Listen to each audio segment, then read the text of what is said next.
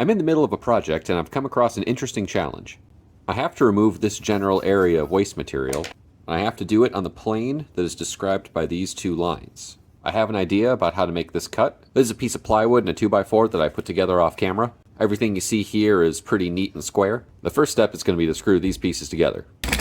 I made a couple of cleats from scrap wood to help hold the tip of the part down. The next step is to tilt this plate such that this line is parallel to the ground, or in this case, my reference surface. I'm going to accomplish that by putting a block of wood under here that's precisely made to the right height. I've been working on the thickness of this block of wood here for a bit now. I think it's about as good as I'm going to get it. Let's give it a test with my makeshift surface gauge. I'm pretty satisfied with how parallel that is. Next, I'm going to cinch down that piece of wood and begin preparations to tilt the whole block up in this direction. The block and the board are now conjoined. I added this piece of wood here to help give it a flatter surface to rest on. Now I'm carefully tipping the whole assembly up on this angle block here. And I'm checking the consistency and height along this line. And it looks like I'm pretty good right now. With all my pieces sitting at this angle they're at currently, I'm going to take this board, glue it onto here, and then when it dries, I'm all ready to start making cuts. I now have a fully constrained platform. It's pretty sturdy. I put in some screws to back up the glue that isn't fully dry, because I'm impatient.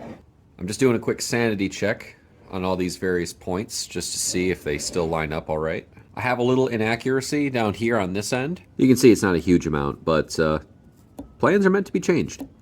I'm cool with it. I've set up the radial arm saw to have a certain height above those lines.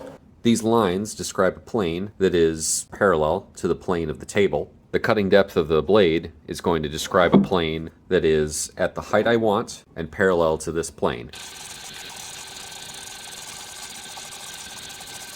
I'm very pleased with how that turned out. This surface finish is kind of rough, but it'll be very easy to sand that nice and smooth. These regions here I can knock off with a saw and then sand down flat with the rest, but for right now I appreciate having these reference faces that describe the original plane. They'll be invaluable when I go to flip this over and use it again. I hope you learned something useful from watching that. I've used that technique quite a bit in the past, but this was the first time I ever made parts so complex with it. I'm almost done making a new setup here that has two radial arm saws. This saw is going to have a thin kerf cross-cutting blade, and this saw is going to have a dado stack. I think that dado stack is going to be a great help whenever I go to make those sorts of cuts. So that's all I have in the shop to show you, which is probably for the best. And if you've been wondering what the final product was that I've been making, wonder no more.